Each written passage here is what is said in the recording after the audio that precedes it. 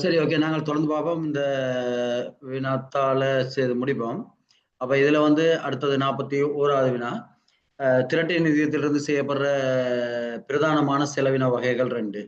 அப்ப திரட்டு நிதியத்திலிருந்து செய்யப்படுற பிரதானமான செலவின வகைகள் எங்களுக்கு 2 வகையில நாங்க பார்க்கலாம். பொதுவாக அரச செலவினங்கள் வகைப்படுத்துற 2 முறைகள், அல்லது வரவு செலவு திட்டத்துல செலவினங்கள் வகைப்படுத்துற 2 முறைகள் என்று கேட்கல. சில நேரங்கள்ல எங்களுக்கு அதுல ஒரு குழப்பம் இருக்கிற பொறுத்து சாதாரணமாக நாங்கள் செய்கிற செலவுகளை முதல் கட்டமா சட்ட ரீதியான ஏற்பாடுகளுக்கு அமைவாக வளங்கள் செலவுகள், விசேட சட்ட செலவுகள் என்று பிரிப்போம்.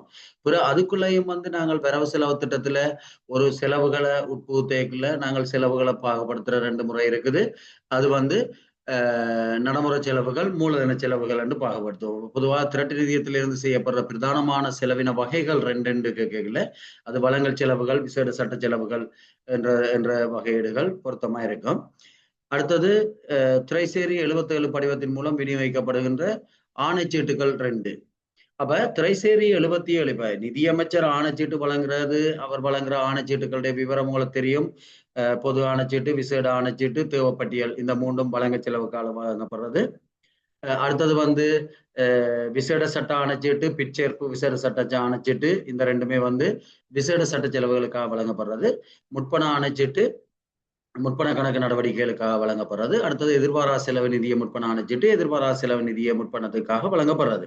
அப்ப இதுல இந்த ஆணைச்சீட்டுகள் என்றது திரட்டு நிதியிலிருந்து நிதியை பெற்றுக்கொள்றதுக்காக நிதியமைச்சரால வழங்குற அதிகாரமா இருந்தாலும், இந்த ஆணைச்சீட்டு வகைகள்ல இந்த 3 வகையான ஆணைச்சீட்டுகளும் சரிதானே, தேவைப்பட்டியல், மற்றது விசேட சட்ட ஆணைச்சீட்டு, பிற்சேர்ப்பு விசேட சட்ட ஆணைச்சீட்டு.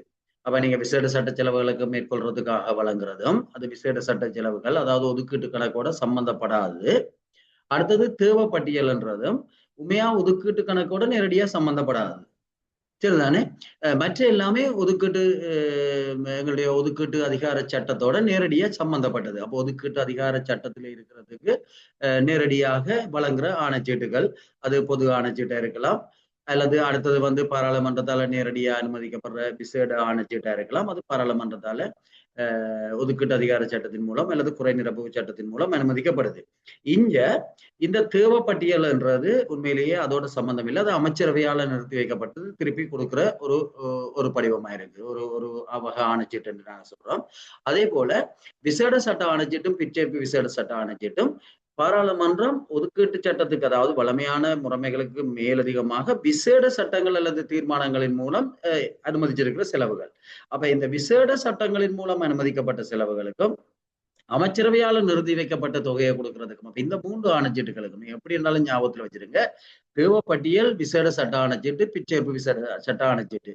அப்ப இந்த 3 வகையான ஆணைச்சீட்டுகளும் திரைசேரி 77 படிவத்தின் மூலம் வழங்கப்பட வேண்டும் என்று எஃப்ஆர்ல சொல்லப்பட்டிருக்கு. மற்றது படிவங்கள் ஒன்றும் சொல்லப்படவில்லை. அப்ப அது வந்து நிதியமைச்சரால வழங்கப்படுற அதிகாரத்தின் அடிப்படையில பொதுவாக அது ஒதுக்கீட்டு அதிகார சட்டத்தோட நிதியமைச்சரால அதுக்கு அதிகாரம் வழங்கப்படுது, அல்லது குறை நிரப்பு பிரேரணை ஒன்று சமர்ப்பிக்கப்படையில அதிகாரம் வழங்கப்படுது. அப்ப இந்த 3 வகையான ஆணைச்சீட்டுகள் தான் திரைசேரி 77 படிவத்தின் மூலம் வழங்கப்படுற ஆணைச்சீட்டு. அப்ப இங்கே கேட்டிருக்கிறது திரைசேரி 77 படிவத்தின் மூலம் விநியோகிக்கப்படுற ஆணைச்சீட்டுகள் 2. அப்ப ஆணைச்சீட்டுகளை ஞாபகம் வச்சிருந்தாலும் இந்த 3ஐயும் ஏதோ ஒரு வகையில வேறுபடுத்தி ஞாபகம் வச்சிருங்க. இந்த 3க்கும் தான் திரைசேரி 77 படிவத்தின் மூலம் ஆணைச்சீட்டு வழங்கப்பட வேண்டும் என்று சொல்லி நிதி பிரமாணத்துல சொல்லப்பட்டிருக்குது. அப்ப இந்த 3ல 2 தான் எழுத வேணும். நாங்கள் ஆணைச்சீட்டு வகைகள்ல 2 எழுதக்கூடாது. இது அந்த ஆணைச்சீட்டுல நாங்கள் விசேடமா கவனத்துல கொள்ள வேண்டிய ஒரு முக்கியமான விடயம். அடுத்தது, எதிர்பாராத சந்தர்ப்பத்துல திரட்டு நிதியத்திலிருந்து முற்பணத்தை பெற்றுக் கொள்வதற்காக நிதியமைச்சர் திருப்திப்பட வேண்டிய 2 விடயங்கள். அப்ப எங்களுக்கு தெரியும், எதிர்பாராத செலவு நிதியம்ன்றது எப்பயுமே பாராளுமன்றம் தான் திரட்டு நிதி மீது பூர்ண கட்டுப்பாட்டு அதிகாரத்தை வச்சிருக்குது என்று சொல்லி அரசியலமைப்பின் 148வது உறுப்புல சொல்லுது. ஆனாலும் கூட அதுக்கு மாறாக, அதுக்கு மாற்றமாக எதிர்பாராத செலவு நிதியம் பற்றி சொல்லப்படுது. அப்ப எதிர்பாராத செலவு நிதியம் ஒன்றை பாராளுமன்றம் ஏற்படுத்தலாம் என்று சொல்லப்படுது.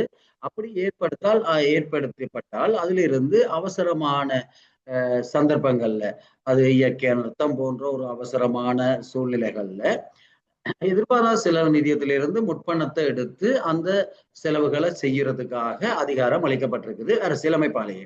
அப்ப அப்படியான சந்தர்ப்பத்துல எதிர்பாராத செலவு நிதியத்தை பாராளுமன்றம் ஏற்பாடு செய்து வச்சிருந்தால் அதுல இருந்து முற்பணமாக பெற்றுக்கொள்றதுக்காக நிதியமைச்சர் அனுமதியை வழங்கலாம். அப்ப அதுக்காக வழங்கப்படுறது எதிர்பாராத செலவு நிதிய முற்பண ஆணைச்சீட்டுன்னு தெரியும். அப்படி முற்பணத்தை பெற்றுக்கொள்ள வேண்டும் என்றால் அதுக்கான நிபந்தனை சொல்லப்பட்டிருக்குது அரசியலமைப்புல. செலவுக்கான அவசியம் இருக்குன்னு சொல்லி நிதியமைச்சர் திருப்திப்பட வேணும். அடுத்தது அதுக்கான ஏற்பாடுகள், அப்ப அதுக்கு தேவையான தொகை அளவுக்கு ஏற்பாடுகள் இல்லை என்று உறுதிப்படுத்த வேண்டும். ஏற்பாடுகள் இருந்தா அவர் வளமையாவே அந்த ஏற்பாட்டுக்குள்ள அவர் வழங்குற ஆணைச்சீட்டுக்குள்ள அந்த செலவுகளை ஈடு செய்ய முடியும். எனவே செலவுக்கான அவசியம் இருக்குது என்று சொல்லியும் ஏற்பாடுகள் இல்லை என்று சொல்லியும் நிதியமைச்சர் திருப்திப்பட்டால் ஜனாதிபதியினுடைய சம்மதத்தோட இந்த எதிர்பாராத செலவு நிதியத்திலிருந்து முற்பணத்தை பெற்றுக் கொள்றதுக்கு அனுமதி வழங்கலாம். அப்ப இங்க கேள்வி எதிர்பாராத செலவு நிதியத்திலிருந்து முற்பணத்தை பெற்றுக்கொள்றதுக்கு நிதியமைச்சர் திருப்திப்பட வேண்டிய 2 விடயங்கள். அப்ப திருப்திப்பட வேண்டிய 2 விடயங்கள் என்றால் செலவுக்கான அவசியம் இருக்குது என்றது உண்டு. அடுத்தது அந்த செலவுகளை மேற்கொள்றதுக்கு போதுமான ஏற்பாடுகள் இல்லை என்று அந்த 2 விடயங்களையும் திருப்திப்பட்டால்தான் அவர் ஜனாதிபதியினுடைய சம்மதத்தோடு அதுல இருந்து நிதியை பெற்றுக் கொள்றதுக்கு ஆணைச்சீட்டை வழங்கலாம். அப்ப இந்த 2 விடயங்களையும் தான் நாங்கள் எழுத வேண்டி இருக்கும். அடுத்தது வீரமன் நடைமுறைகள் ஒதுக்கங்களை மாற்றுவதற்கு சந்தர்ப்பத்தை ஏற்படுத்திக் கொள்ளுகின்ற பொது படிவங்கள் 2. அப்ப அதுக்காக பயன்படுத்த, அதாவது வகை மாற்றத்துக்கு அனுமதி கேட்கல நாங்கள் சமர்ப்பிக்க அல்லது பயன்படுத்துற பொது படிவங்கள். எங்களுக்கு தெரியும் வகை மாற்றம் என்றது தலைப்புகளுக்கு இடையில வகை மாற்றம் செய்ய முடியாது. வகை மாற்றம் செய்ய முடியாத சந்தர்ப்பங்கள் என்றது நீங்க பார்த்துக்கொள்ளுங்க, அது குறிப்புகள்ல இருக்குது. அது மிக முக்கியமான ஒன்று, வகை மாற்றம் தொடர்பான ஏற்பாடுகள். அதுல நிகழ்ச்சி திட்டங்களுக்கு இடையில ஒரே தலைப்புல இருக்கிற நிகழ்ச்சி திட்டங்களுக்கு இடையில வகை மாற்றம் செய்யலாம். ஆனால் மூலதன செலவுகளை மாற்றம் செய்யலாது. அப்ப ஒரு நிகழ்ச்சி திட்டத்துல இருக்கிற மூலதன செலவை அதே தலைப்புக்கு கீழே இருக்கிற இன்னொரு நிகழ்ச்சி திட்டத்துக்குள்ள இருக்கிற மூலதன செலவுக்கோ அல்லது நடைமுறை செலவுக்கோ மாற்ற முடியாது என்று வகை மாற்றம் சொல்லுது. எனவே மூலதன செலவுகளை ஒரு நாளும் நாங்கள் நிகழ்ச்சி திட்டத்துக்கு வெளியில கொண்டு போகலாது. சரிதானே? ஒரு நிகழ்ச்சி திட்டத்திலிருந்து இன்னொரு நிகழ்ச்சி திட்டத்துக்கு மாற்ற முடியாது. ஆனால் ஒரு நிகழ்ச்சி திட்டத்துக்குள்ள இருக்கிற நடைமுறை செலவுகளை மீண்டு வரும் செலவினத்தை அதே தலைப்பின் கீழ் இருக்கிற இன்னொரு நிகழ்ச்சி திட்டத்துக்கு மாற்றலாம் என்று சொல்லப்படுது. அப்ப ஆனபடியால் அதுக்கு பயன்படுத்துற படிவம் பொது 271. அப்ப நிகழ்ச்சி திட்டங்களுக்கு இடையில ஒரே தலைப்புக்குள்ள இருக்கிற 2 நிகழ்ச்சி திட்டம் இருக்குது. அப்ப அந்த 2 நிகழ்ச்சி திட்டத்துக்குள்ளேயும் ஒரு நிகழ்ச்சி திட்டத்தில் இருக்கிற சேமிப்பை இன்னொரு நிகழ்ச்சி திட்டத்துக்கு கொண்டு போக வேண்டும் என்றால் பொது 271 டிசம்பர் 31ஆம் தேதிக்கு இடையில விண்ணப்பிக்க வேணும் என்ற ஏற்பாடுகள் எல்லாம் இருக்குது. அப்ப பொது 271 என்றது அந்த படிவம். அடுத்தது ஏனைய வகை மாற்றங்கள் எல்லாம், அதாவது நிகழ்ச்சி திட்டங்களுக்கு இடையிலான இந்த மீண்டு வரும் செலவினத்துக்கான வகை மாற்றம் தவிர ஏனைய சகல வகை மாற்றங்களும், அதாவது கருத்திட்டங்களுக்கு இடையிலான வகை மாற்றம் அல்லது கருத்திட்டத்துல இருந்து கருத்திட்டத்துக்கு கொண்டு போறது அல்லது செலவு விடயங்களுக்கு இடையிலான வகை மாற்றம் அல்லது கட்டுப்படுத்திய இனங்களுக்கு இடையிலான வகை மாற்றம். அப்ப இதுகள் செய்யப்படக்கூடியது உரிய அனுமதியோட. அப்ப இந்த வகை மாற்றங்களை செய்யறதுக்காக பயன்படுத்துற படிவம் பொது 233. ஏனையவை என்றது கருத்திட்டங்களுக்கு இடையிலேயா இருக்கலாம் அல்லது நிகழ்ச்சி திட்டங்களுக்கு இடையிலேயா இருக்கலாம். நிகழ்ச்சி திட்டம் இல்ல, கருத்திட்டங்களுக்கு இடையிலேயா இருக்கலாம் அல்லது செலவு விடயத்துக்கு இடையிலேயா இருக்கலாம் அல்லது கட்டுப்படுத்திய இனங்களுக்கு இடையிலேயா இருக்கலாம். அப்ப இதெல்லாம் வகை மாற்றம் செய்யறதுக்காக பயன்படுத்தப்படுறது 233. அப்ப இந்த படிவங்களை ஞாபகம் வச்சிருங்க. இந்த படிவங்கள் ஞாபகம் வச்சிருக்கிறதோட வகை மாற்றம் செய்ய முடியாத சந்தர்ப்பங்கள், மற்றது வகை மாற்றம் என்றால் என்ன என்ற விடயங்கள், சரிதானே? வகை மாற்றத்தை அனுமதிக்கிற அதிகாரிகள், அது எல்லாமே உங்களுக்கு அந்தந்த தனித்தனி குறிப்புகளாக அனுப்பி வைக்கப்பட்டிருக்குது. அப்ப அதுல கூடின கவனத்தை செலுத்திக் கொள்ளுங்க, அதை பார்த்து கொள்ளுங்க. அடுத்தது நாங்க பார்ப்போம் நிதி பிரமாணம் 104. சொல்லுங்க சொல்லுங்கம்மா. விபரத்தை சொல்லாம நம்பரை மட்டும் போட்டா சரி. படிவத்துக்கு கேட்கல வேண்டாம், படிவம் தானே கேட்டுக்கிறேன், 2 படிவங்கள். அப்ப அந்த நம்பரை மட்டும் போட்டா சரி, நம்பரை போட்டா சரி. உங்களுக்கு விவரம் தெரிஞ்சால், சந்தேகம் இல்லை, விவரம் தெரிஞ்சா விவரத்தோட எழுதுங்க. ஒரு லைன்ல 2 லைன் விட்டு இருக்குது. ஆனால் விவரம்ன்றது கட்டாயம் இல்லைங்க. 2 படிவங்களை பொது படிவங்களை குறிப்பிட சொல்லி, அது மாதிரிதான் அங்கேயும் போர்டு சேவையில பயன்படுத்துற 2 பொது படிவம், அந்த படிவம் 2ஐயும் எழுதினாலே போதுமானது. ஆனால் என்ன உங்களுக்கு தெரிஞ்சால் அதை எழுதி கொள்றது பிரச்சனை இல்லை. ஏன்னா அப்படி ஒன்று கேட்கல தானே, 2 படிவங்களை குறிப்பிட சொல்லி இருக்குது. அப்ப படிவங்கள் எழுதினா போதுமானது. விவரம் தெரிஞ்சால் விவரத்தை சேர்த்து எழுது, மற்றபடி பிரச்சனை இல்லை. அடுத்தது நிதி பிரமாணம் 104 கீழே நிதி பிரமாணம் 104 கீழே சேதம் அல்லது நட்டம் தொடர்பாக முன்வைப்பதற்கு செய்ய வேண்டிய அறிக்கைகள் 2. அப்ப அது எங்களுக்கு தெரியும். ஒன்று தொடக்க அறிக்கை, அடுத்தது வந்து இறுதி அறிக்கை அல்லது இறுதி அறிக்கை அல்லது முழுமையான அறிக்கை என்ற சொற்பதங்கள் பயன்படுத்தப்படும் 2 வகையான அறிக்கைகள். அடுத்தது கொள்ளல் நடவடிக்கையின் போது பயன்படுத்தப்படுகின்ற பிணை வகைகள் 2. அப்ப எங்களுக்கு தெரியும் கேள்வி பிணை, செயற்படுத்தல் பிணை. அதெல்லாம் நாங்கள் சொல்லிக்கொள்ளலாம், அதுல பிரச்சனை இல்லை. அப்ப இதெல்லாம் ஏற்கனவே கலந்துரையாடின விடயங்கள். அடுத்த திரட்டு நிதியத்துக்கு வரவு வைக்கப்படுகின்ற அரச வருமானத்தை மீண்டும் செலுத்துவதற்கு ஏற்படும் சந்தர்ப்பங்கள் 2. அப்ப அது ஏற்கனவே நாங்கள் கலந்துரையாடின விடயம். திரட்டு நிதியத்துக்கு வரவு வைக்கப்பட்ட அரச வருமானத்தை மீள செலுத்துறது இந்த கலந்துரையாடின விடயம். அரச வருமானங்கள் தொடர்பாக கணக்கீட்டு அலுவலர்னால நிலுவையான அரச வருமானம் தொடர்பாக கணக்காய்வாளர் நாயத்துக்கு அறிக்கையிட வேண்டியது எந்த 2 நாட்களுக்கு முன்பாகும். அப்ப இதுவும் நாங்கள் ஏற்கனவே கலந்துரையாடினது. நான் அந்த டியூட்ல அதுல மாற்றங்களை செய்திருக்கிறேன். அப்ப அதுல தெளிவா இருக்குது என்று சொல்லி சொன்னால் அதுல ஒரு கொஞ்சம் விடுபட்டுட்டுது, அதான் பிரச்சனை. அப்ப அதுல என்ன நடக்குதுன்னு சொல்லி சொன்னால் ஜூன் 30லையும் டிசம்பர் 31லையும் இருக்கிற தகவல்களை ஜூலை 31க்கும் ஜனவரி 31ஆம் தேதிக்கு முன்னரும் கணக்காய்வாளர் நாயகத்துக்கு கிடைக்கக்கூடிய வகையில அனுப்பி வைக்க வேண்டும். அப்ப அது ஏற்கனவே நாங்கள் கலந்துரையாடின விடயம். அடுத்தது பாதுகாட்டு மதிப்பீடுகள்ல குறிக்கப்படுற செலவு விவரங்கள்ல சரிதானே. அப்ப செலவு விவரங்கள்ல நாங்க பாக்கல. அப்ப அதுதான் மூலதன செலவுகள், மீண்டு வரும் செலவினங்கள் பிரியுது. அப்ப பொதுவாக திரட்டு நிதியில இருந்தேன்னு பாக்கல நாங்கள் திரட்டு நிதியில இருந்து செய்யற செலவுகள், விசேட சட்ட செலவுகள், வளங்கள் செலவுகள் என்று பிரிக்கிறோம். இனி அந்த வளங்கள் செலவுகளையோ விசேட சட்ட செலவுகளையோ அதை நாங்கள் பகுத்து செலவுகள் செய்யல. அப்ப உண்மையா அது வந்து சரியாக பிரிக்கப்படுறது செலவு விடயங்களுக்குள்ள வச்சு. அப்ப இங்க நாங்க பார்த்தோம்னு சொல்லி சொன்னால் மூலதன செலவுகள், மீண்டு வரும் செலவினங்கள் என்று சொல்லி 2 வகையாக அது பிரிக்கப்படும். அடுத்தது செலுத்தப்பட்டது லட்சணையானது சகல வவுச்சர்களை இது ஏற்கனவே நாங்கள் கலந்துரையாடினது. அந்த லட்சணைக்குள்ள அப்ப அது ஏன் நாங்கள் அதை அடிக்க வேணும் என்று பார்த்தோம். நாங்கள் அடுத்து அந்த லட்சணையில குறிப்பிடப்பட வேண்டிய விடயம். அப்ப அது அந்த லட்சணையில குறிப்பிடப்பட வேண்டிய விடயம் என்றது எங்களுக்கு தெரியும். எஃப்ஆர்ல சொல்லப்படுது கொடுப்பனவு செலுத்தப்பட்டது என்றது லட்சணை பொறிக்கப்பட்டு அதுல திகதியும் முதல் எழுத்து ஒப்பமும். அப்ப இந்த 2ம் கட்டாயம் இருக்க வேணும். எந்த திகதி என்றதும் முதல் எழுத்தொப்பமும் இருக்க வேணும் அந்த பெய்ட் என்றது குறிக்கப்பட்டிருக்குது. அது நாங்கள் ஏற்கனவே கலந்துரையாடின விடயத்துக்குள்ள இருக்கிறது. அப்ப இதுல கேள்வி வந்து வேற.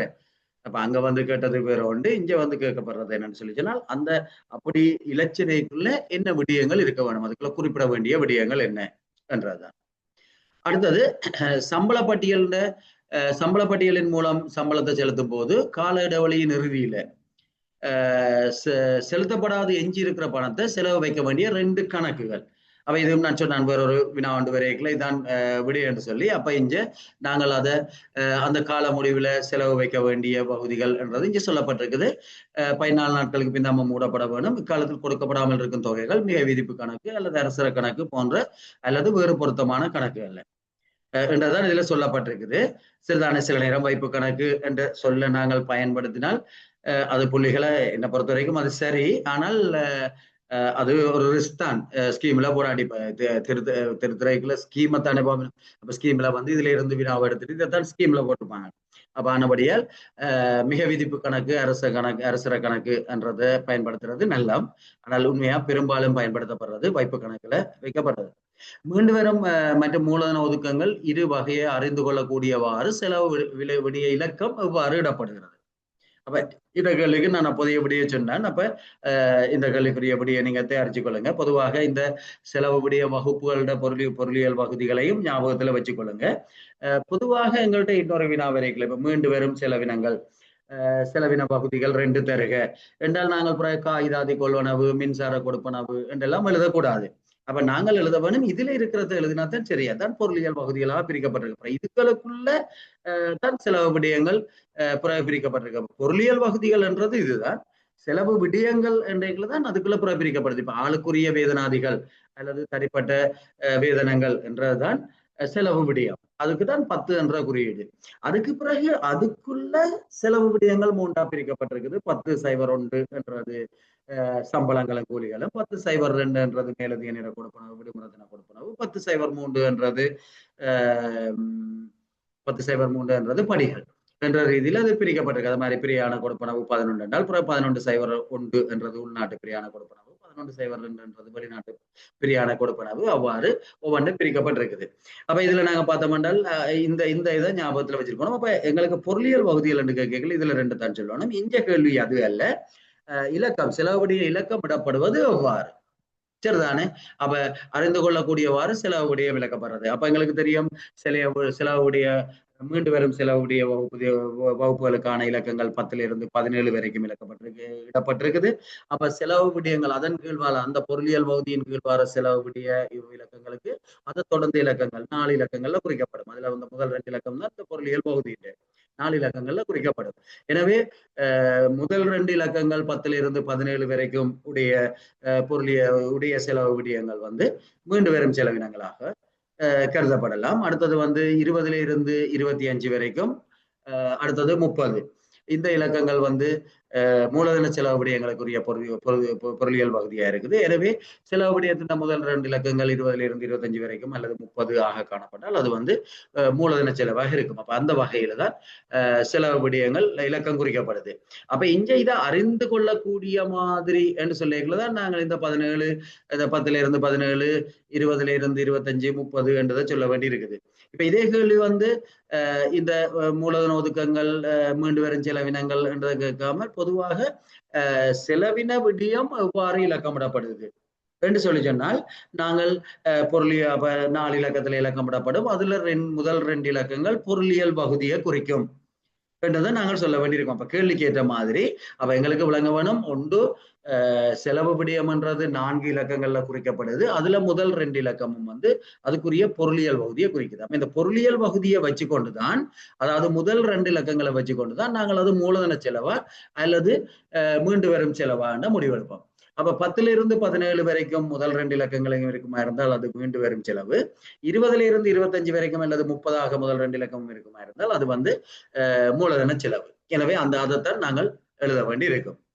அடுத்தது அரசு திணைக்களம் ஒன்றுக்கு வருடாந்த பாதுகாட்டு ஒதுக்கங்களுக்கு மேலதிகமாக செலவு செலவுகளை செய்யறதுக்கு ஒதுக்கங்களை பெறக்கூடிய 2 வகைகள். அப்ப இதுவும் நாங்கள் கலந்துரையாடி இருந்தாங்க. அப்ப நெட்டே மாதிரி தான் முதல் வகுப்புல எல்லாம் கலந்துரையாடிட்டோம். அதாலதான் அங்க ஸ்லோவா போறது. அப்ப இங்க ஒதுக்கங்கள் பெறக்கூடிய 2 முறை என்று சொல்லி சொன்னால் அது வகை மாற்றத்தின் மூலம் நாங்க பெற்றுக்கொள்ளலாம் அல்லது குறை நிரப்பு பிரேரணையின் மூலம் பெற்றுக்கொள்ளலாம். அதுல குறை நிரப்பு பிரேரணை சமர்ப்பிக்க வேண்டிய 2 சந்தர்ப்பங்கள் என்றால் அது எல்லாமே நான் முதல் சொல்லிட்டேன் வகுப்புல. அப்ப அதுல நினைவூட்டிக் கொள்ளுங்க. அடுத்தது பதில் காசோலை ஒன்றை விநியோகிக்கக்கூடிய 2 சந்தர்ப்பங்கள். இதுவும் அதே கேள்வி அப்படியே நாங்க பார்த்துட்டோம். 25,000 ரூபாய்க்கு குறைவான பெருமானத்துக்கு கொடுப்பனவு தவிர இது அதே கேள்வி சரிதானே. நாங்கள் கலந்துரையாடின கேள்வி. அப்ப அது அப்படிக்கான கேள்வி ஒன்றை தான் வந்திருக்குது. திரைசேரியால அடியுதல் புத்தகத்தை விநியோகிக்கும் போது அந்த புத்தகம் தொடர்பான விவரங்கள் அறிவித்தல் பிரதி அனுப்ப வேண்டிய அக்குறையுள்ள தரப்பினர் 2 அதே கேள்வி நாங்கள் பார்த்துட்டோம் சரிதானே. இப்ப கடைசி இதை வச்சு கொண்டு பார்க்கிறோம். அடுத்து தொழிற்சங்கம் ஒன்று நடவடிக்கைகளுக்காக முழு நேரமாக அலுவலர் விடுவிக்கக்கூடிய ஒருவற்றை சம்பளம் செலுத்துவது தொடர்பான ஏற்பாடுகள். அப்ப தொழிற்சங்க கடமைக்காக ஒருவர் விடுவிக்கப்பட்டால் சம்பளம் முழுக்க அரசாங்கத்தால செலுத்தப்படும். அடுத்தது வந்து அவருக்குரிய படிகளும் அரசாங்கத்தால செலுத்தப்படும். அவருடைய விதவைகள் அனாதைகள் ஓய்வூதியத்துக்கான பங்கு தொகை செலுத்தப்பட தேவையில்லை. அப்ப இந்த ஏற்பாடுகள் தான் அதுல நாங்கள் சொல்ல வேண்டியதா இருக்கும். அந்த 2 ஏற்பாடுகள் என்னதுக்குள்ள அப்ப இது எங்களுக்கு தெரிந்த விடயம். நாங்கள் அங்க தாவண விதி கோவையில அது சம்பந்தமா பார்த்திருக்கிறோம். வவுச்சர்ல செலுத்தும் பணம் எழுத்துலையும் இலக்கத்திலையும் இருக்க வேண்டியதுக்கான 2 காரணம். ஏன் செலுத்துற தொகையை இலக்கத்திலையும் எழுத்துலையும் எழுத வேணும். அப்ப அதுக்கான 2 காரணம். அது நீங்கள் உய்த்தறிந்து எழுதுறது தான். அப்ப பொதுவாக அங்க தவறுகள் ஏற்படாம தவிர்க்கிறதுக்காக அப்ப எங்களுக்கு தவறுகள் ஏற்பட தெரியும் 2 வேறுபடுது என்றால் அதை ஒப்பிட்டு பார்க்க வேண்டியது ஒவ்வொருவருடைய பொறுப்பாயும் இருக்குது. மிக விசேடமான காரணம் முன்னுரிமை காரணம் வந்து உண்மையா மோசடியை தவிர்க்கிறது சரிதானே. மோசடிகளை தவிர்க்கிறது. அப்ப அது இன்னொரு காரணம். அடுத்தது வந்து அப்படி மோசடியான உட்புகுத்தல்களை தவிர்க்கிறது. அப்ப ஒன்று தவறுகளை தவிர்க்கிறதா இருக்கும் அல்லது மோசடியான உட்புகுத்தல்களை தவிர்க்கிறதா இருக்கும். இதை விட வேறு ஏதாவது காரணங்கள் சொல்லக்கூடியதா உங்களுக்கு நினைவு வந்தா சொல்லுங்க. நீங்க இது பொதுவானது இதுன்றது வவுச்சர்ல. ஏனென்றா எங்களுக்கு தெரியும் வவுச்சர்லையும் சரி அல்லது காசோலையிலையும் சரி எண்ணிலையும் எழுத்துலையும் எழுதப்பட வேணும். அப்ப எண்ணிலையும் எழுத்துலையும் எழுதப்படுறதுக்குரிய காரணங்கள் அது உய்த்தறிவுதான். ஏதாவது மேலதிகமா இருக்கா? பரவாயில்ல. அப்ப அப்படி 2 காரணத்தை நாங்கள் எழுத வேண்டியிருக்கும். அடுத்தது நிதி பிரமாணத்துக்கு புறம்பாக அரச பாதுகாப்பு வைப்பகத்துல வைத்திருக்கக்கூடிய தனிப்பட்ட பெறுமதி வாய்ந்த பொருள்கள் சார்பில் எடுக்கக்கூடிய வழிமுறைகள். அப்ப அது வந்து அப்படி அது வச்சிருக்கலாது என்றது இருக்குது, எங்களுக்கு தெரியும். நிதி பிரமாணம் 322 இருக்குது. அப்ப அரசுக்கு சொந்தமான தன்னுடைய பதவி காரணமாக தான் வச்சிருந்து கணக்கு காட்ட வேண்டிய தவிர காசோ பொருட்களோ எதையுமே கட்டுக்காப்புல ஒரு ஆள் வச்சிருக்க கூடாது. அப்படி வச்சிருந்தால் அந்த தனிப்பட்ட பணமோ பொருளோ பறிமுதல் செய்யப்படும். அடுத்தது வந்து அது அரசுரைக்கு விரவு வைக்கப்படும். அப்ப இதுதான் நிதி பிரமாணத்துல இது சம்பந்தமா சொல்லப்பட்டிருக்கிற ஏற்பாடு. அப்ப தனிப்பட்ட பொருட்களை நாங்க வச்சிருந்தால் அது பறிமுதல் செய்யப்பட்டு அது அரசுரையாகத்தான் கருதப்படும். அது சம்பந்தமான வேறு நடவடிக்கைகள் இல்லை, தான் ஏற்பாடு சொல்லப்பட்டிருக்குது. அப்ப நாங்கள் இந்த விடயத்தை தான் சொல்ல வேண்டி இருக்கும். அப்ப அது பறிமுதல் செய்யறதுக்கு நடவடிக்கை எடுக்கப்படும். அடுத்தது அது அரசுரையாக கணக்கு வைக்கப்படும் அல்லது கருதப்படும் என்றதான் நாங்கள் சொல்லலாம். என்னடா வேற விடயங்கள் ஒன்றும் அதுல குறிப்பிடப்படவில்லை. திணைக்கள நிதி தொடர்பாக தான் அப்போது வந்திருந்தது. இது அதுல இருக்கிற வேறொரு கேள்வி. இந்த குறிப்புகள் உங்கள்ட்ட இருக்கு.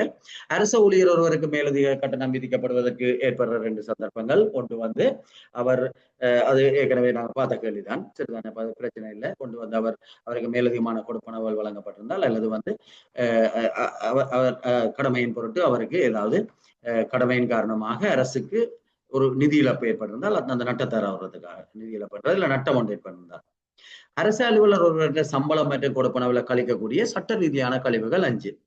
அப்ப இது கட்டாயம் எங்களுக்கு தெரிஞ்சிருக்க வேணும். இது சில நேரம் ஏஆர்லையும் கேட்கலாம், எஃப்ஆர்லையும் கேட்கலாம். ஏன்னா அங்கேயும் தாவண விதி கோவையில் இருக்குது, இங்கேயும் இருக்குது. அப்ப சட்ட ரீதியான கழிப்பனவுகள். அப்ப சட்ட ரீதியான கழிப்பனவுகள் என்று கேட்கலாம் உண்டு. அப்ப சட்ட ரீதியான கழிப்பனவுன்றது அவருடைய சம்மதத்தை பெற்று கழிக்க வேண்டியது இல்லை, அது சட்ட ரீதியாகவே அவர்கிட்ட இருந்து கழிக்க வேண்டியது. அடுத்தது வந்து சில நேரம் அவற்றை 40% எல்லைக்குள்ள வர்ற விடயம் என்று கேட்கலாம். அப்ப 40% எல்லைக்குள்ள வர்ற விடயங்களும் நாங்கள் பார்த்திருந்தாங்க. அப்ப இங்க வந்து சட்ட ரீதியான இதுல சொல்லப்பட்டிருக்கு என்றால் அனுமதிக்கப்பட்ட கழிவுகள். அப்ப பொதுவாக ஒரு மாத வேதனத்துல 40% மேற்பட்ட மொத்த கழிவுகள் செய்ய இயலாது. ஆனால் சில நேரம் நியதி சட்ட கழிவுகளும் மற்றது சில திரைசரியால ஏற்றுக்கொள்ளப்படுற காலம் ஏற்றுக்கொள்ளப்படுற கழிவுகளும் இந்த 40% கழிப்பன எல்லைக்குள்ள வராது. அப்ப அதுல சட்ட ரீதியான கழிவுகள் என்று சொல்லப்படுறது விதவைகள் அனாதைகள் ஓய்வூதியத்துக்கான கழிப்பனவு, அரசு சேவைகள் நம்பிக்கை நிதியத்துக்கு, சரிதானே, அரசு சேவைகள் நம்பிக்கை நிதியத்துக்கு கழிக்கப்படுற கழிப்பனவுகள், அடுத்த அரசு சேவையில் நம்பிக்கை நிதியம் அல்ல சேமலாப நிதியம் பிஎஸ்பிஎஃப் தான், ப்ரொவிடென்ட் ஃபண்ட் தான். அடுத்தது வந்து உள்நாட்டு இறைவரி கழிப்பனவுகள். அப்ப அவருக்கு கழிக்க வேண்டிய ஏதாவது வருமான வரிகளோ அல்லது ஏதாவது வரிகள் அவருக்கு கழிக்க வேண்டியிருந்தால் அதுகள் கழிக்கிறது. அடுத்தது கட்டாய உதவுத்தொகைக்கு பதிலாக காப்புறுதி, உயிர் காப்புறுதி செலுத்தினால் அப்ப அதால காப்புறுதி கட்டணம் என்றது நாங்கள் சொல்றோம். நாங்கள் உண்மையா காப்புறுதி கட்டணம் என்றது அவருடைய காப்புறுதிக்காக அவர் செலுத்துற பணம் என்றது உண்மையா பொருள் இல்லை. இப்ப என்னுடைய கணிப்பீட்டின்படி அது சொல்லப்படுறது இதுதான். இப்ப இங்கே என்ன சொல்லப்பட்டிருக்கின்றால் காப்புறுதி பணம் என்று சொல்லப்பட இல்லை.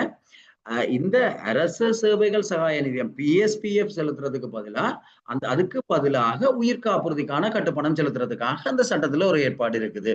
அப்ப அந்த ஏற்பாட்டின்படி அவர் காப்புறுதி பணத்தை செலுத்துறாரு இருந்தால் அது வந்து அதுல கருத்துல கொள்ள தேவையில்லை என்றுதான் இங்கே சொல்லப்பட்டிருக்குது. அப்ப நாங்கள் பொதுவாக காப்புறுதி பணம் என்று சொல்றதை விட பிஎஸ்பிஎஃப்க்கு பதிலாக கட்டாய உதவுத்தொகைக்கு பதிலாக அதுல அந்த சட்டத்துல செய்யப்பட்டிருக்க ஏற்பாட்டின்படி ஒரு ஆயுள் காப்புறுதி, சிறுதான உயிர் காப்புறுதி என்றது ஆயுள் காப்புறுதி ஒப்பந்தம் ஒரு காப்புறுதி ஒன்றை செய்யறது.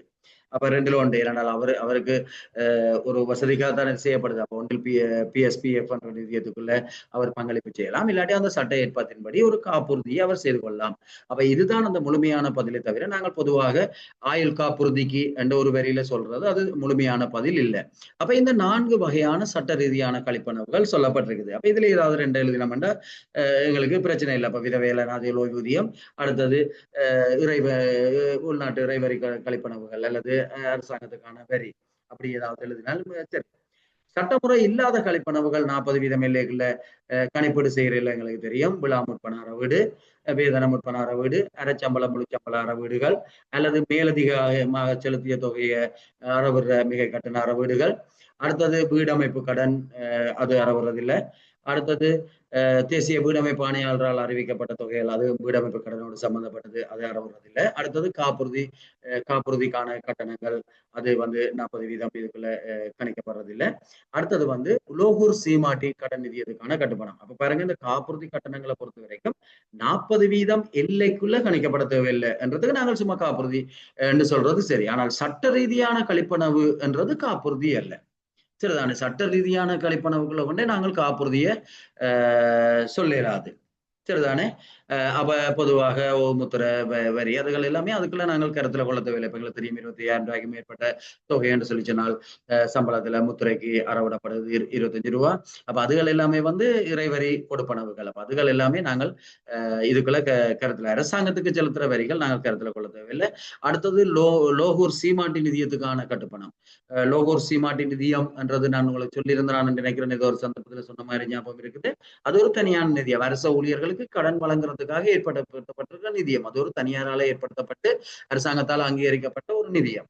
அப்ப அந்த நிதியத்திலிருந்து அரச ஊழியர்கள் கடனை பெற்றுக் கொள்ளலாம். அப்பயும் அது சம்பளத்திலிருந்து கழிக்கிறதுக்கான அறவீடுகள், சம்பளத்திலிருந்து கழிக்கிறதுக்கான ஏற்பாடுகள் இருக்குது. அப்ப சம்பளத்திலிருந்து அது கழிச்சு அனுப்பப்பட வேண்டும். நான் நினைக்கிறேன் இப்ப இருக்கிற ஏற்பாடுகளின்படி 50,000 ரூபாய் வரைக்குமான கடன் அந்த நிதியத்திலிருந்து அரச ஊழியர்கள் பெற்றுக்கொள்ளக்கூடியதா இருக்கும். அப்ப அது ஒரு கடன் வழங்குற ஒரு நிதியம் தான், அரச ஊழியர்களுக்கான ஒரு நிதியம். அப்ப அந்த நிதியத்துக்கான கட்டுப்பணம், அப்படி கடனை பெற்றால் அதுக்காக கட்டுப்பணம் செலுத்துறது, அதுகள் இந்த 40% எல்லைகளை பார்க்க தேவையில்லை. மற்றது அரசாங்கத்துக்கு வழங்குற ஏதேனும் நன்கொடைகள். அப்ப அரசாங்கத்துக்கு ஒரு அலுவலர் நன்கொடை வழங்கினார். அப்ப 40%க்குள்ள பார்க்க தேவையில்லைன்றது இது எல்லாம் ரெண்டையுமே சேர்த்து சொல்லலாம். ஆனா 40%க்குள்ள அதை நாங்கள் பாகுபடுத்தி சொல்ல வேண்டியிருந்தால் சட்டமுறையான கழிப்பனவு என்ன அல்லது சட்ட ரீதியற்ற கழிப்பனவு என்ன என்று சொல்லிக்கல, அதை நாங்கள் இப்படி பிரிச்சு சொல்ல வேண்டி இருக்கும். சரிதான். அப்ப அதை விளங்கி கொள்ளுங்க. அதுல இந்த காப்புறுதி என்றதான் குழம்புற ஒரு விஷயம். அப்ப காப்புறுதியை பொறுத்த வரைக்கும் அது சும்மா நாங்கள் ஒரு காப்புறுதி ஒன்றை செய்யறோம்னு சொல்லி சொன்னால் அதுக்காக நாங்கள் கட்டுப்பணத்தை சம்பளத்திலிருந்து அனுப்புறது கோரினால் அது 40% எல்லைக்குள்ள பார்க்க தேவையில்லை. அது அவருடைய சேமிப்பு மாதிரி தான். இப்ப சேமிப்புக்காக நாங்கள் இன்னொரு இடத்துல பணத்தை அனுப்பினோம் என்று சொன்னால் அதை நாங்கள் 40% எல்லைக்குள்ள பார்க்கறது இல்லை தானே, இன்னொரு வங்கி கணக்குக்கு அனுப்பினால். அப்படி அதே மாதிரி தான் பார்க்கப்படுறது. ஆனால் சட்ட ரீதியான கழிப்பனவுன்றதுக்கு இங்கேயும் காப்புறுதி என்ற சொல் இருக்குது. ஆனால் அது பிஎஸ்பிஎஃப்க்கு பதிலாக வழங்குற அந்த சட்டத்தின் ஏற்பாட்டுக்கு அமைய வழங்குற காப்புறுதி. சரிதானே? அதுபடியால் அந்த வேறுபாட்டை விளங்கி கொண்டீங்கன்னா சரி. மற்றபடி பிரச்சனை இல்லை. சந்தேகமானதுல எழுத போக வேண்டிய தேவையில்லை. எங்களுக்கு கிளியரானது ஏதாவது ரெண்ட அதுல படி அழிச்சிங்கன்னா சரி. அடுத்தது பிணை வைக்க வேண்டிய அலுவலர் ஒருவர் நியமனத்தை பெறும்போது நிதி பிரமாணங்களுக்கு ஏற்ப அதிகாரங்கள் வழங்கப்படுகின்ற நியமங்கள் 5. அப்ப பிணை செலுத்த வேண்டிய ஒரு அலுவலர், அப்ப பிணை செலுத்த வேண்டிய ஒரு அலுவலர் ஒரு நியமனத்தை பெற்றுக்கொள்றாரா இருந்தால் அப்ப அது சம்பந்தமான நியமங்கள் என்றா இந்த நிதி பிரமாணத்துல சொல்லப்பட்டிருக்கிற ஏற்பாடுகள். நியமங்கள் என்றது பொதுவாக அதுல என்னத்தை கவனிக்க வேண்டும், என்னென்ன விடயங்கள் அதுல இருக்குது என்றதுதான் அதுல சொல்லப்படுது. அப்ப பிணை தொடர்பான ஏனைய விடயங்கள் அங்க பார்த்துட்டா மிச்ச விடயங்கள் இதுல போடப்பட்டிருக்குது. அப்ப அது சம்பந்தமாக ஏற்புடையதான ஏற்பாடுகள் என்ன என்றதுதான் அந்த நியமங்கள் என்றது சொல்லப்படுது. அப்ப அதுல நிதி பிரமாணம் 885 சொல்லப்படுது. பிணைப்பணங்கள் பின்வரும் வழிகள்ல ஒன்றிலோ அதுக்கு மேற்பட்ட வழிகள்லயோ அறவிடப்படலாம். அப்ப இது தனியான ஒரு கேள்வியா வரலாம். ஒரு அரசு ஊழியர் செலுத்த வேண்டிய பிணைப்பணம் அறவிடக்கூடிய 2 வகைகள். ஒன்று ஆட்பிணையும் பண வைப்பு அல்லது விதிக்கப்பட்ட பிணை பொறுப்பா இருக்கலாம், அல்லது ஆட்பிணையோட அரசு சேவை உத்தரவாத அவைன்ற உத்தரவாதமா இருக்கலாம். அடுத்தது ஆட்பிணையோட திரைசேரி செயலாளரால் அங்கீகரிக்கப்பட்ட ஏதாவது அரச கம்பெனி அல்லது அவைன்ற உத்தரவாதமா இருக்கலாம். கிராம உத்தியோகத்தர்களை பொறுத்த வரைக்கும் திரைசேரி பிரதி செயலாளர் அங்கீகரித்த புற உத்தியோகத்தர்களை பொறுத்த வரைக்கும் கிராம உத்தியோகத்தர்கள் அல்லது திரைசேரி பிரதி செயலாளரால் அங்கீகரிக்கப்பட்ட புற உத்தியோகத்தர்கள் விடயத்துல அவர்கள் அசைவற்ற ஆதனத்தை ஈடு வைக்க வேணும் என்று சொல்லப்பட்டிருக்குது. சரிதானே? அப்ப இது எங்களுக்கு என்ன வகையில நாங்கள் பிணைய வைக்க வேணும் என்றதான் இந்த விடயம் சொல்லப்பட்டிருக்குது. அப்ப எப்படியும் ஒரு ஆட்பிணையோட பண வைப்பு வைக்க வேணும், அல்லது ஒரு பண பொறுப்பை வைக்க வேணும், அல்லது ஆட்பிணை இப்ப எப்பயும் ஆட்பிணை என்றது அதுல சொல்லப்பட்டிருக்குது. அப்ப ஆட்பிணை வைக்காம சொத்தை வைக்கக்கூடியது கிராம அலுவலர் அல்லது விசேடமாக திரைசேரியால அனுமதிக்கப்படுற அலுவலர்கள். சரிதானே? அந்த அந்த அந்த ஏற்பாட்டை பார்த்துக்கொள்ளுங்க. அடுத்தது பிணைப்பணம் தேவையான ஒரு பதவிக்கு உத்தியோகத்தர் நியமிக்கப்பட்டால் பதவியின் அதுக்குரிய நிதி பொறுப்புகளை மதிப்பீடு செய்யற நோக்கத்துக்காக அப்ப எவ்வளவு பிணை அவர்கிட்ட இருந்து அறவிடப்பட வேணும் அந்த மதிப்பீடு செய்யற நோக்கத்துக்காக அமைச்சின் செயலாளருக்கு பொது 235 படிவத்துல விதப்புரையை திணைக்கள தலைவர் அனுப்பி வைக்க வேணும். அப்ப தன்னுடைய சிபார்சோட அப்ப அவர் இவ்வளவு அப்ப அவருக்கு எவ்வளவு பெறுமதியான கடமைகள் வழங்கப்பட இருக்குது என்ற தன்னுடைய சிபார்சுகளோட பொது 235 படிவம். அப்ப பிணைப்படம் தொடர்பாக அதை குறிச்சு கொள்ளுங்க.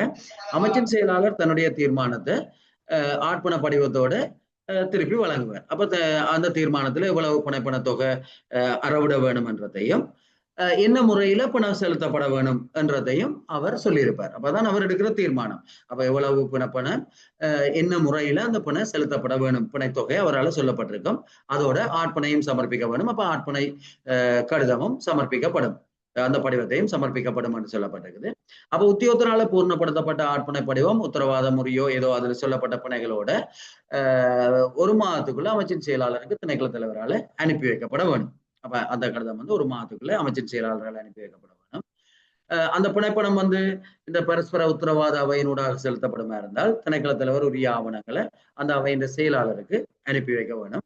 அந்த அவையின் உத்தரவாதத்தை என்ற அளவு விரைவில் பெற்றுக்கொள்றதுக்கு விரைவில் அமைச்சின் செயலாளருக்கு அந்த உத்தரவாதத்தை அந்த அவையினுடைய செயலாளர் அனுப்பி வைக்க வேணும். அப்ப இது பெரிய அளவுல நாங்க பார்க்க தேவையில்லை, சிறிய குறிப்பாக சுருக்கமாக ஞாபகத்துல வச்சிருந்தீங்கன்னா சரி. ஏனென்றால் அதுல இருக்கிற நியமங்கள் தான் கேட்டிருக்குது. அப்ப ஆட்பண படிவத்தையும் ஆதனங்களையும் அமைச்சின் செயலாளர் சரிபார்த்து அதுக்கு பிறகு அதுல ஏதேனும் பிரச்சனைகள் இருந்தால் அதுக்காக சட்டம் அதிபருக்கு அனுப்பி வைப்பார். என்றால் அது ஒரு உறுதிப்படுத்தின ஆட்பணைன்றது செய்யப்படுது. அப்ப அது சட்ட ரீதியானது. அப்ப சட்டம் அதிபருக்கு அனுப்பி வைப்பார். அப்ப சட்டம் அதிபர் அதை பரிசீலிச்சு அது சரி என்று சொன்னால் அதுக்கு பிறகு அது பதிவு செய்யப்படும். சரிதானே? அப்ப இதுதான் ஆட்பணைய பதிவு செய்யறதுக்குரிய அல்லது ஆட்பண தொடர்பாக மேற்கொள்ள வேண்டிய நடவடிக்கைகள் என்று சொல்லப்பட்டிருக்குது. சரிதானே? அப்ப இதுக்கு முன்னர் இந்த காலத்திலேயும் இந்த வினா வந்ததில்லை, இதுல வந்திருக்குது. ஆனபடியால் அந்த குறிப்புகளையும் பார்த்துக்கொள்ளுங்க. அப்ப அதுக்கு செய்த பிறகு செலுத்த வேண்டிய பிணைப்பண தொகையில சில நேரம் மாற்றங்களை செய்ய வேண்டிய தேவை வந்தால், அதாவது அதை குறைக்க வேண்டிய தேவையோ அல்லது மீளாய்வு செய்ய வேண்டிய தேவையோ அல்லது பிணைப்பணத்தை இனி அறவரத்தை நிறுத்த வேண்டிய தேவையோ ஏற்பட்டால் அது அப்படியான சந்தர்ப்பத்தில எல்லாம் மீளாய்வு செய்கிறதா இருந்தால் அமைச்சின் செயலாளர் அனுமதி பெறப்பட வேண்டும். என்றால் அவர்தான் தீர்மானிக்கிறார் பணத்தொகையும் அதை செலுத்த வேண்டிய முறையையும். எனவே அதுல மாற்றங்கள் செய்யறதா இருந்தாலும் அமைச்சின் செயலாளருடைய அனுமதி பெறப்பட வேண்டும்.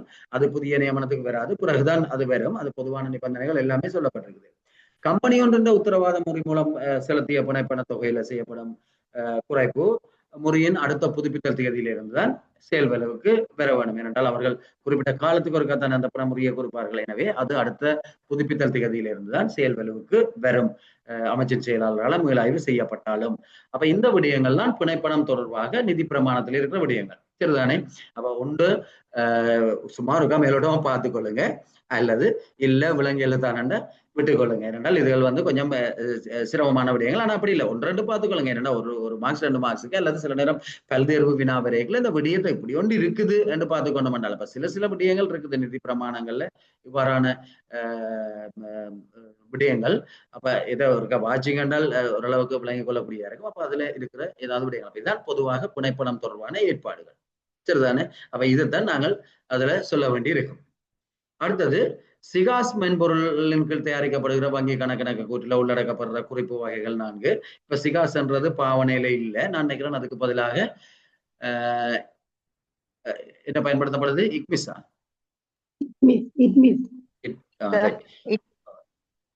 ரைட். அப்ப அதுல இட்மிஸ் என்ன, அப்ப அதுல இப்ப அது தொடர்ச்சியாக வளர்ச்சி அடைந்து வர்ற ஒரு முறை. அப்ப அதுல வினாக்கள் வந்தால் அது இப்ப நீங்கள் தான் சரி பார்க்கணும். நான் நினைக்கிறேன் அது இதுக்குரிய இப்ப நீங்க சிகாச திருத்தவில்லை சிகாஸ் காலாவதியா போயிட்டது. ஆனால் அதுக்கு அடுத்த ஒரு வளர்ச்சி அடைந்த வடிவம் தான் இது.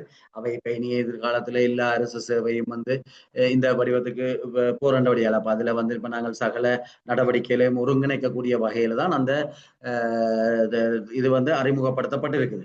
அப்ப அதுக்கேற்ற மாதிரி நீ அதுல என்னென்ன வருதுன்றது அது நீங்க பிராக்டிகலா பார்த்துக்கொள்ளுங்க செய்கிறார்களோட, அல்லது அது வினா வருமா வராதான்னு தெரியாது. ஆனால் அறிஞ்சு வச்சிருக்கிறது நல்லா. ஏனென்றால் அது பல்வேறு வகையான நடவடிக்கைகளுடைய ஒரு தொகுப்பு முறையாத்தான் இருக்குது. சரிதானே? ஆனபடியால் அது சம்பந்தமா நீங்க பார்த்துக்கொள்ளுங்க. அது சம்பந்தமா சொல்றதுக்கு எனக்கு அதுல பெரிய அளவுல அதுல ஒரு விளக்கம்ன்றது இல்லை உண்மையாவே. ஆனபடியால் அதை பற்றி கிடைக்கல. இது சிகாஸ்ன்றது இது காலாவதியா போனது. ஆனபடியா இந்த பேப்பர்ல இந்த கேள்வி இனி பொருத்தம் இல்லை என்றதை சொல்லிட்டு அங்கால விட்டுட்டு போவோம், எனக்கு தெரியான்னு சொல்லுவான் என்றதுக்காக. ரைட். அப்ப நீங்க அது ஒருக்க பார்த்துக்கொள்ளுங்க. அப்படியே ஏனென்றால் அது இப்ப ஒரு முக்கியத்துவப்படுற ஒரு விடயம்.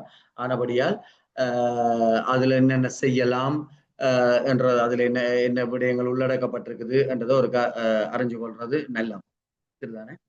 அடுத்தது காசோலைகள் என்ற பாதுகாப்புக்காக இடக்கூடிய குறுக்கு கோட்டு வகைகள் 3. அப்ப இது ஏற்கனவே நான் உங்களுக்கு சொல்லியிருந்தேன். ஒன்று கைமாற்றப்படத்தகாது, அது கட்டாயம் எல்லா காசோலைகளையும் இருக்க வேணும் அரச காசோலைகள்ல. அடுத்தது பாதுகாப்பு நோக்கத்துக்காக பெறுநர் கணக்குக்கு மட்டும் என்ற குறுக்கு கோட்டை நாங்கள் பயன்படுத்தலாம். அடுத்தது விசேட குறுக்கு கோடு என்று சொல்லப்படுறது வங்கியினுடைய பெயர். இது ஒரு பாஸ் பேப்பர்ல கேட்டிருந்தது. 2 சமாந்திர கோடுகளுக்கு இடையில் வங்கியின் பெயர் எழுதப்பட்டால் அது வகையான குறுக்கு கோடு ஆகும். சரிதானே. அதுல அப்படி கேட்கலாம். அப்ப அது என்னன்றது கைமாற்றத்தகாது, பெறுநர் கணக்குக்கு மட்டும் அப்படி என்று 4 விடைகள் தந்திருந்தது. அப்ப அது எங்களுக்கு தெரியும். அது விசேட குறுக்கு சரிதானே. அப்ப அது என்ன நடக்குன்னு சொன்னா வங்கியின் பேர் எழுதினால் அந்த வங்கியில மட்டும்தான் அது சமர்ப்பிக்கப்பட முடியும். அப்ப 2 கோடுகள் போட்டுட்டு இலங்கை வங்கி என்று எழுதியிருந்தால் ஏதேனும் ஒரு இலங்கை வங்கியின் ஊடாகத்தான் அதுக்கு தீர்வு காண முடியும். வேற வங்கிகளே அதுல சம்பந்தப்படாது. சரிதானே. அப்ப கைமாற்றப்படாத தடகாதுன்றது பணமாக்குறது தடுக்குது. பெறுநர் கணக்குக்கு மட்டும்ன்றது அவருடைய கணக்குல தான் அது வைப்பு செய்யலாம்ன்றது. ஆனால் விசேட குறுக்கு கோடிடப்பட்டால் அந்த வங்கியில மட்டும்தான் அது கையாளப்படலாம் என்றது. அப்ப குறுக்கு கோடுகள் எல்லாமே பொதுவாக என்ன இயல்பை கொண்டிருக்குன்னு தெரியும். இந்த 3 வகையான குறுக்கு கோடுகள் அதை பார்த்துக்கொள்ளுங்க. அடுத்த திணைக்களம் ஒன்றுல உபயோகிக்கப்படுற காசோலைகள் ஒன்று மீண்டும் அந்த திணைக்களத்துக்கே திரும்பி வரக்கூடிய சந்தர்ப்பங்கள். அப்ப இதெல்லாம் பொதுவா நாங்கள் யோசிச்சு எழுதக்கூடியது. எங்களுக்கு காசோலை தொடர்பான குறிப்புகள் எல்லாம் இருக்குது. அப்ப ஒன்று விநியோகிக்கப்பட்ட காசோலை, நாங்கள் விநியோகிச்ச காசோலை எங்களுக்கு திரும்பி வர சந்தர்ப்பங்கள் அது அதுலயும் சொல்லி இருக்குது. ஒன்று பழுதடைந்தமை காரணமாக பதில் காசோலை வழங்குறதுக்காக எங்களுக்கு திரும்பி வரலாம், திருப்பி அனுப்பப்படுறதுக்கான சந்தர்ப்பங்கள். அப்போ பழுதடைந்த காசோலை பதில் காசோலை வழங்குறதுக்காக எங்களுக்கு அனுப்பி வைக்கப்படலாம். அல்லது தொலைந்த காசோலையை நாங்கள் இதுல சொல்லிடலாது. ஏனென்றால் அந்த காசோலை இப்ப இதுல என்ன சொல்லி காசோலை ஒன்று மீண்டும் அந்த திணைக்களத்துக்கே திருப்பி அனுப்பப்படுவதற்கான காரணம். அப்ப தொலைஞ்சிட்டா காசோலை வராதானே, அது பதில் காசோலை வழங்க சொல்லி கோரிக்கை தான் வரும். ரைட் தானே.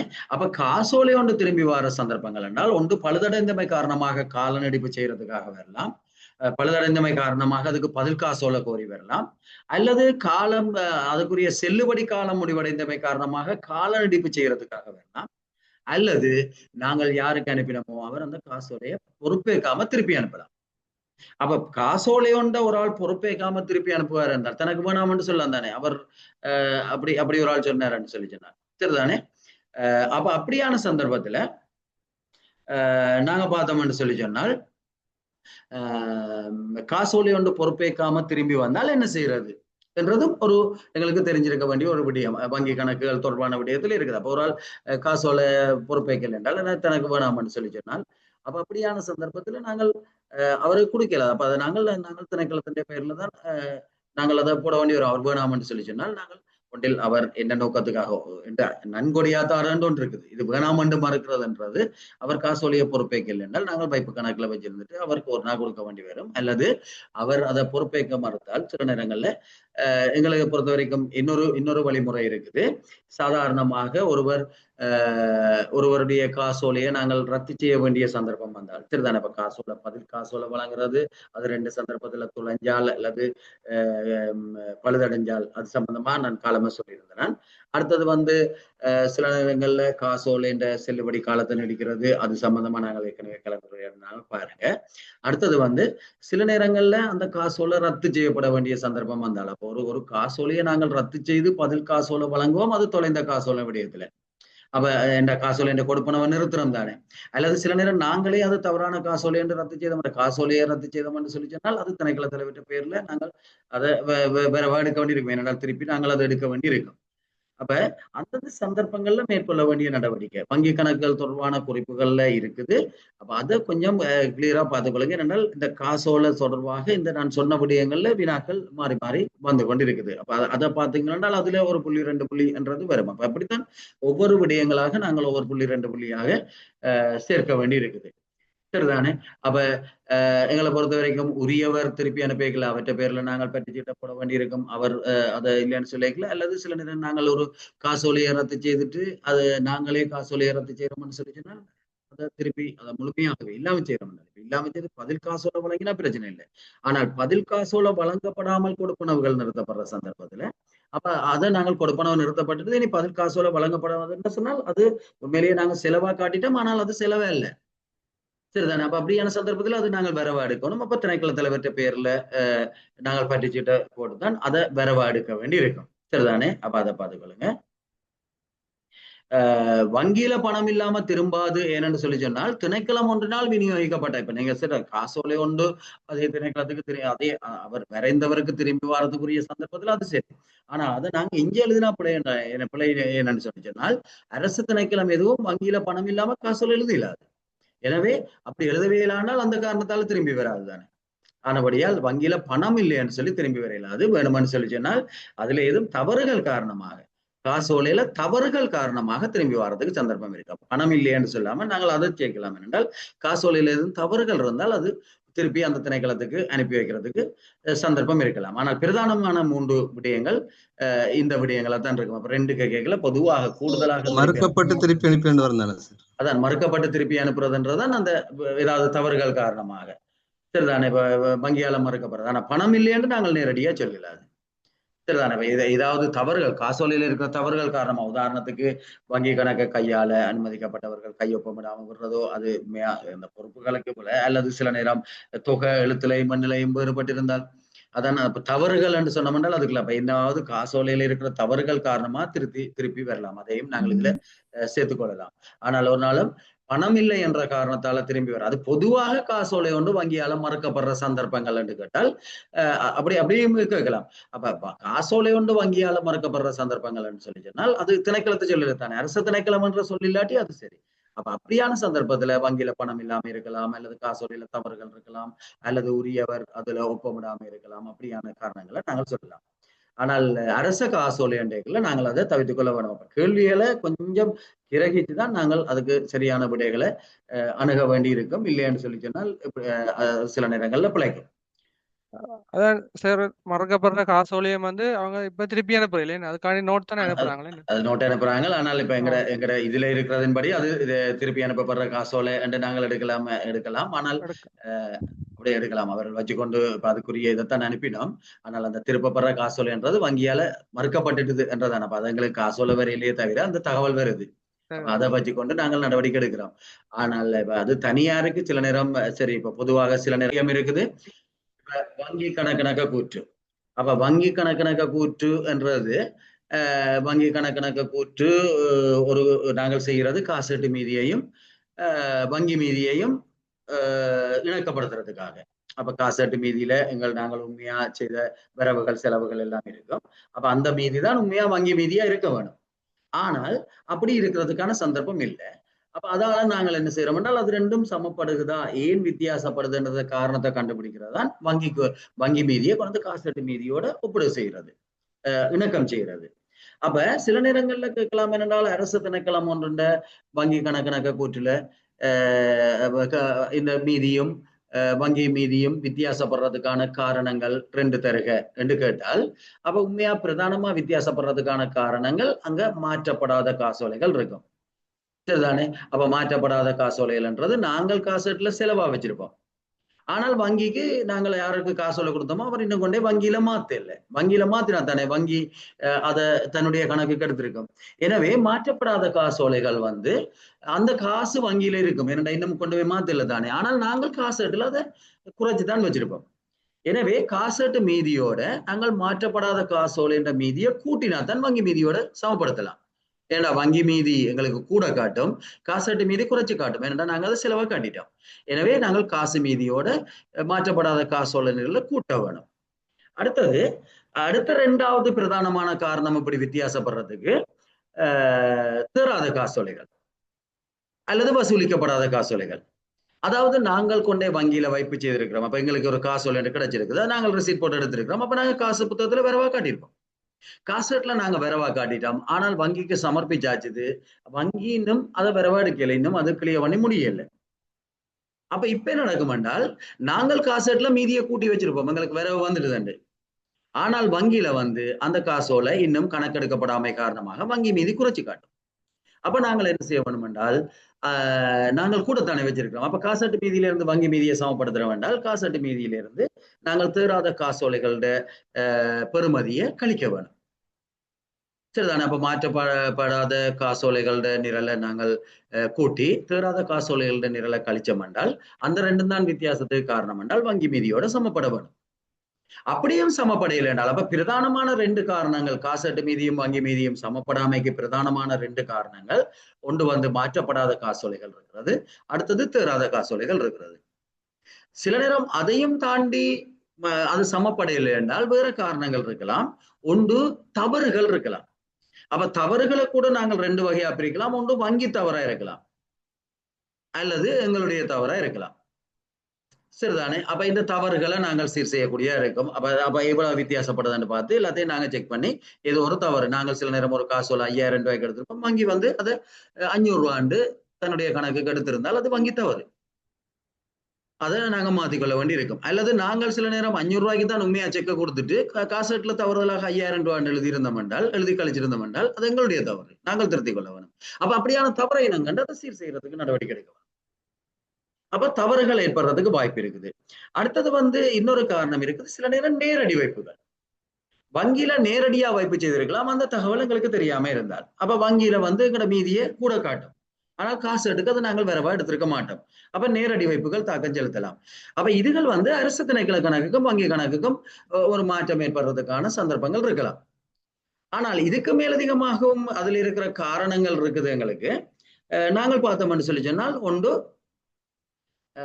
வங்கியின் தரகு கட்டணங்கள், வங்கி கட்டணங்கள் அறவிடுறது. அப்ப ஒரு தனியாருடைய கணக்குன்னு சொல்லி சொன்னால் வங்கி தரகுகள் அறவிட்டு இருந்தால் அதை கழிச்சிருக்கும் தன்வாடில. அப்ப ஆனால் எங்களுக்கு தெரியாதானே வங்கி தரவு. அப்ப இதைத்தான் நாங்கள் அதை சீர் செய்ய வேண்டியிருக்கும். அப்ப வங்கியின் கட்டணங்கள் அறவிடப்பட்டிருந்தால் அதுவும் அந்த வேறுபடுறதுக்கான காரணமா இருக்கும். ஆனால் அரசு திணைக்களங்கள்ல அது பொருத்தம் இல்லாம இருக்கும் என்று சொல்லி சொன்னால், அரசு திணைக்களங்களுக்கு காசோலைக்கோ அல்லது வங்கி சேவைகளுக்காகவோ கட்டணங்கள் அறவிடப்படுறதில்லை. அப்ப அதை சில நேரங்கள்ல நாங்கள் தவிர்த்து கொள்ள வேண்டியிருக்கும். அப்ப சிலதை நாங்கள் சொல்லிக்கல, எங்களுடைய திணைக்களம் என்று சொல்லி கேட்டாங்கன்னா திணைக்களத்தோட பொருந்தாத தவிர்த்து கொள்ள வேணும். இந்த பணம் இல்லைன்னு திரும்புற மாதிரி தான் இதுவும் வந்து இப்ப கட்டணங்கள் என்றதை நாங்கள் தவிர்த்துக் கொள்ள வேணும். என்றால் வங்கியின் கட்டணங்கள், வங்கி கட்டணங்கள் என்றது எங்களுடைய கணக்குகளுக்கு இல்லை. ஆனால் பொதுவாக வித்தியாசப்படுறதுக்கான காரணங்கள் என்றால் நாங்கள் அதை எழுதலாம். அப்ப கேள்விக்கு ஏற்ற மாதிரி தான் நாங்கள் விடையை கொண்டு போகணும். அதே மாதிரி வங்கி அந்த 62வது கேள்விக்கு சிகாசுல உள்ள அந்த குறிப்புகளுக்கு நீங்க இப்ப சொன்ன விஷயங்கள் வராது இல்ல, வரும், அதுக்கு வரும். அதான் சொல்லி சொன்னால் இதெல்லாம் தானே என்னடா வங்கி கணக்கணக்க குறிச்சு செய்யலாம் தான். அப்ப அது நான் இதுல சொன்ன இதை விட தான் வரும். இப்ப நாங்கள் எங்களுக்கு உண்மையா நாங்கள் யோசிப்போம், சிகாசை பற்றி உங்களுக்கு தெரியாது, சரிதானே. அப்ப தெரியாது என்று சொன்னால் தெரியாமலே இருக்கட்டும், பிரச்சனை இல்லை. ஆனா கேள்வியை பார்த்து நாங்க விட எழுதலாம். வங்கி கணக்கணக்கு கூட்டு என்றால் வங்கி கணக்கணக்கு கூட்டு நாங்கள் எந்த தொழில்நுட்பத்துக்கு போனாலும் இந்த சமப்படுத்துறதுக்கு இந்த விடயங்கள் தேவை. வங்கி கணக்கணக்கு கூட்டு நாங்க பெற்றுக்கொள்ளணும்னு சொல்லி, அப்ப அதுல வேற என்னன்னு சொல்லி சொன்னால் தன்னாலேயே வங்கி கூட்டில் இருக்கிற விடயங்களை நாங்கள் அதுல வங்கி கூட்டில் இருக்கிற விவரங்களை நாங்கள் உட்புகுத்தினால் அது தன்னாலேயே என்னென்ன காசோலையில் இருக்கிற விவரங்கள் ஏற்கனவே இருக்குது. அப்ப மாற்றப்படாத காசோலைகள், மற்றது தேராத காசோலைகள் எல்லாம் தான் மென்பொருளின் பயன்பாடு. அப்ப நாங்கள் இப்ப என்ன செய்யறோம், மனுவலா அதை செய்யறோம் இப்ப சாதாரணமா. அப்ப மனுவலா நாங்கள் செய்யல என்ன செய்யறோம்னு சொல்லி சொன்னால், வங்கி கூட்டை நாங்கள் பெற்று வச்சுக்கொண்டு காசட்ல இருக்கிற ஒவ்வொரு பதிவையும் வங்கி கூட்டில் இருக்கிற பதிவையும் திக் பண்றோம். அப்ப காசட்ல இருக்கிற பதிவுகள்ல எது எது அங்க நாங்க கொடுத்த காசோலைகளை பார்த்தோம்னால் எது எது அங்க வங்கியில இருக்கிறது எல்லாம் காசட்ல திக் பண்ணி கொண்டு வரையில எது எது திக் பண்ணப்படாம இருக்கோ அது வந்து இன்னும் வங்கிக்கு சமர்ப்பிக்கப்படாத காசோலைன்னு எடுக்கிறோம். அது மாதிரி விரவு பக்கத்துல இருக்கிறது அங்க விரவு வந்துட்டான்னு பாக்குறோம். இதான் மனுவலா செய்யறோம், அதை தொழில்நுட்ப முறையில செய்யறோம். அதுதான் வேறுபாடு தவிர அப்ப நாங்கள் எங்களுக்கு அப்படி ஒன்று தெரியாட்டி கூட நாங்கள் அதைப்படி அணுகலாம். அதுக்காக நான் இப்ப இதை பற்றி சொல்லி கொண்டு வரேன், வங்கி கணக்கு கூட்ட பற்றி.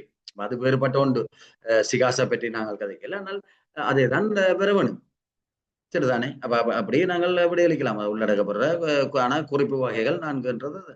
மற்றது இன்னொரு வினா ஒன்று வரலாம் என்று சொன்னால், வங்கி கணக்கு கூட்டோட இணைக்கப்பட வேண்டிய 2 இணைப்புகள் அல்லது முக்கியம். அப்ப 2 இணைப்புகள் அல்லது அதோட சேர்த்து அதோட இணைந்ததாக தயாரிக்கப்பட வேண்டிய 2 ஆவணங்கள் என்று கேட்டால், அது வந்து வங்கி கணக்கு கூட்டு பிரதானமா 2 ஆவணங்கள் தயாரிக்கப்படும். அதுதான் மாற்றப்படாத காசோலையிலும் அடுத்தது தேராத காசோலையில நிரல், சரிதானே. அப்ப வங்கி கணக்கு சம்பந்தமா இப்ப நான் கதைக்கிற விஷயம் எல்லாம் உங்களுக்கு வங்கி கணக்குகள் தொடர்பான குறிப்புல முழுமையா இருக்குது.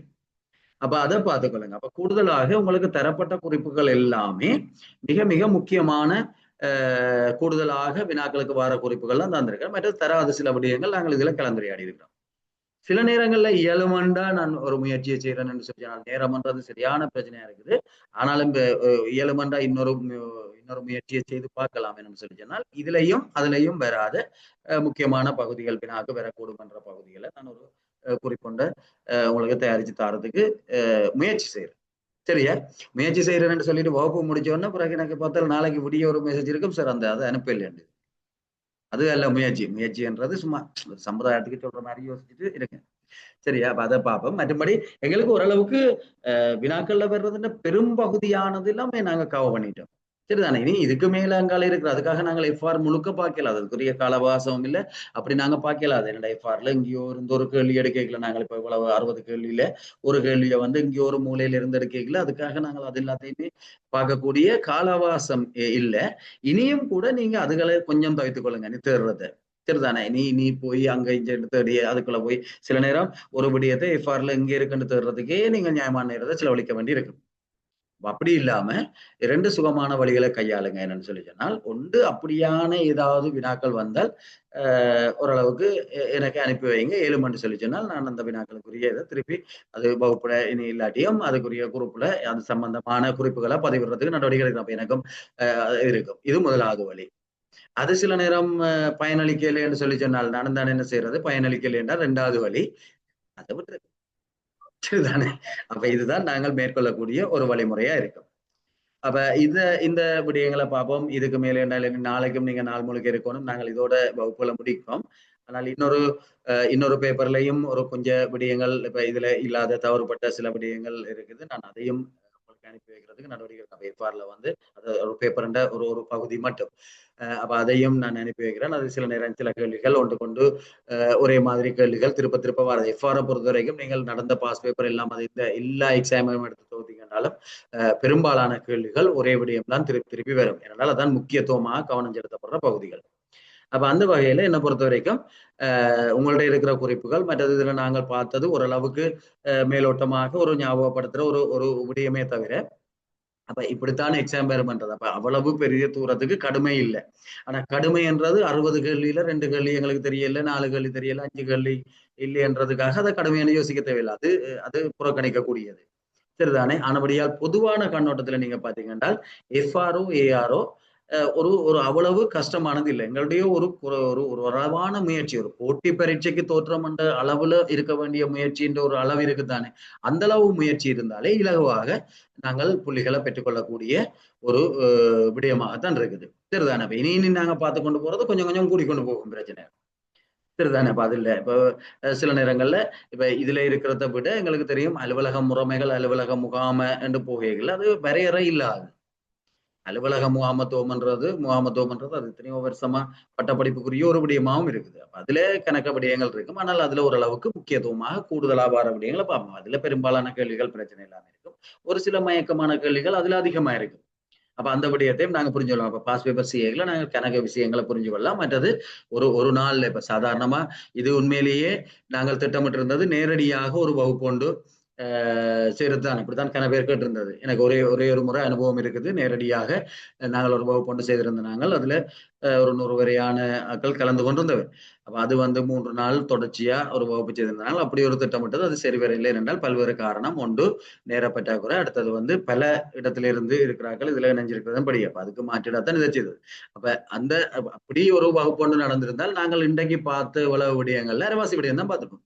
ஏனென்றால் நீங்க அப்படியே ஒரு நாள் வகுப்புன்றது ஒரு 6 மணி நேரம் அது நாங்கள் கலந்துரையாடி கொண்டு போய்க்கலாம். இதுல நாங்க கொஞ்சம் கூடுதலா பார்த்தபடியா சில நேரம் உங்களுக்கு ஒரு சுமையா இருக்கும். ஆனால் ரெக்கார்டிங் இருக்கிறபடியா நீங்க திருப்பி கேட்டுக்கொள்ளுங்க. அப்ப ஓரளவுக்கு நாங்கள் ஏஆரும் எஃப்ஆரும் ஓரளவுக்கு அணுகக்கூடிய மாதிரி இருக்கும். ஆனால் உங்களுக்கு ஆகையினு தேடி திரியறதை விடுங்க. ஆனால் ஏதாவது ஒரு விடயங்கள் தேவைன்னு சொன்னால் நீங்கள் எனக்கு அதை எஸ்எம்எஸ் பண்ணுங்க. நான் அப்ப அதை எல்லாருக்கும் பயன்படக்கூடிய மாதிரி முடிஞ்சா போறேன். ஆனால் என்ன ஓரளவுக்கு மேல நான் முயற்சி செய்யலாதானே? சொல்லுங்க. ரெக்கார்டிங் இல்ல சார். 2-3 நாளா இருக்கா போட்டு விடுங்க சார். என்ன வரையில இந்த